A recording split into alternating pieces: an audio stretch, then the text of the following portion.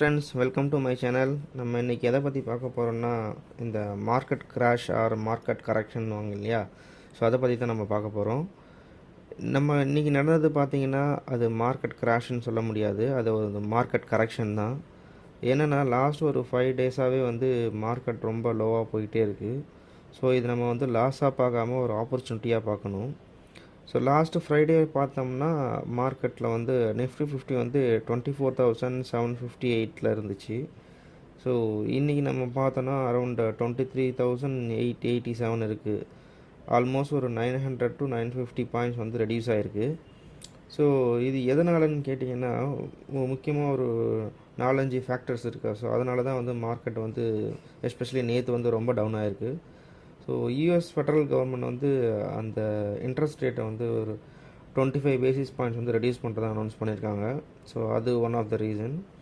ரெண்டாவது FII mostly sell of பண்ணிகிட்டே இருக்காங்க. ஸோ இந்தியன் மார்க்கெட்டில் இருக்க எல்லா ஸ்டாக்ஸையும் ஸோ அவங்க விற்றுக்கிட்டு இருக்கனாலையும் ஆட்டோமேட்டிக்காக நம்மளுடைய ஷேர்ஸோட வேல்யூஸ் இறங்கிட்டே இருக்குது.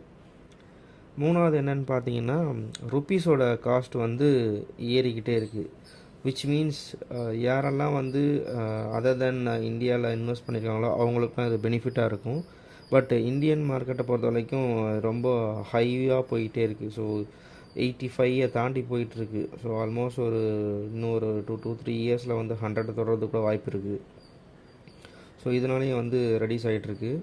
அப்புறம் மேக்ரோ எக்கனாமிக்ஸ், ஸோ அன்சர்டனிட்டி இன் இயர்னிங்ஸ் ரெக்கவரி. ஸோ இதில் என்னென்னா, ஸோ லாஸ்ட்டு ஒரு Q1 Q2ல் இந்தியன் கார்ப்பரேட்ஸ் ரிலீஸ் பண்ண அவங்களுடைய பர்ஃபார்மன்ஸ் அந்தளவுக்கு இல்லை. தேர்ட் குவார்ட்டரில் நல்லா எக்ஸ்பெக்ட் பண்ணலான்ற மாதிரி ஒரு கருத்து கணிப்பு இருக்குது. ஸோ அதனாலேயும் இந்த மார்க்கெட் ஷேர் மேலேயும் கீழேயும் போயிட்டு வந்துட்டுருக்கு.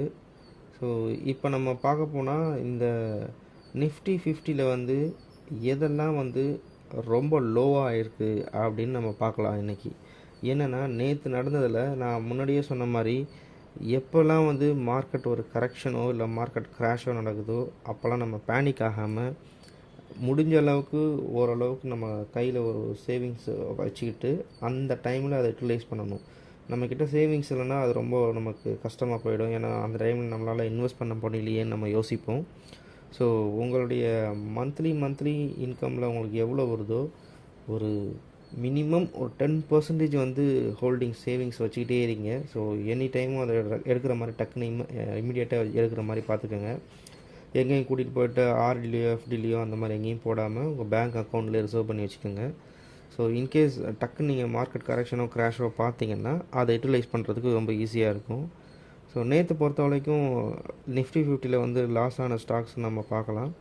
ஸோ யாரெல்லாம் இந்த ஸ்டாக்ஸில் இன்வெஸ்ட் பண்ணீங்களோ அவங்களுக்குலாம் ரொம்ப ஒரு யூஸ்ஃபுல்லான ஒரு இன்ஃபர்மேஷனாக இருக்கும். ஏன்னு கேட்டிங்கன்னா, நிஃப்டி 50ல் இருக்க கம்பெனிஸ் எல்லாமே ஒரு லார்ஜ் கேப் கம்பெனிஸ் தான்.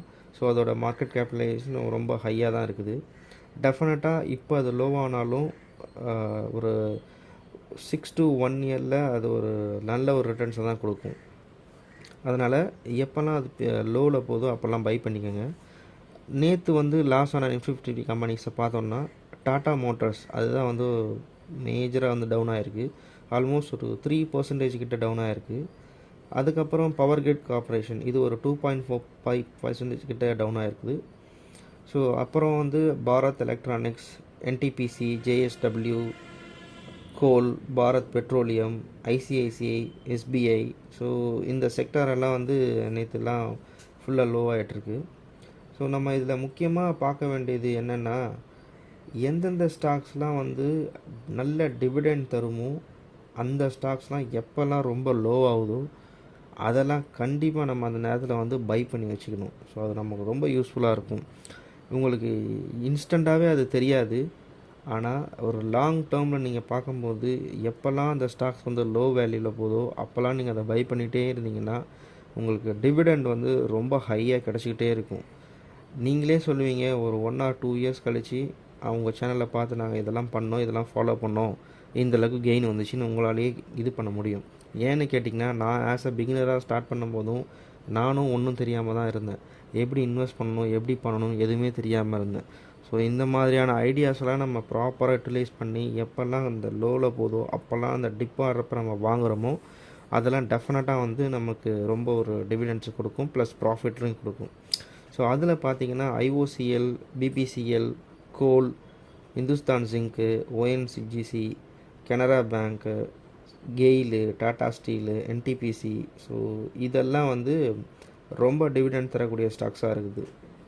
ஸோ இதை வந்து நீங்கள் பார்த்து கரெக்டாக அந்த டைமில் மார்க்கெட் லோவாகிறப்ப நீங்கள் பை பண்ணிங்கன்னா கண்டிப்பாக அது உங்களுக்கு யூஸ்ஃபுல்லாக இருக்கும்னு நம்புகிறேன். நம்ம சேனலை சப்ஸ்கிரைப் பண்ணாதவங்க சப்ஸ்கிரைப் பண்ணிவிடுங்க, பெல் ஐக்கானையும் கிளிக் பண்ணுங்கள். நன்றி, வணக்கம்.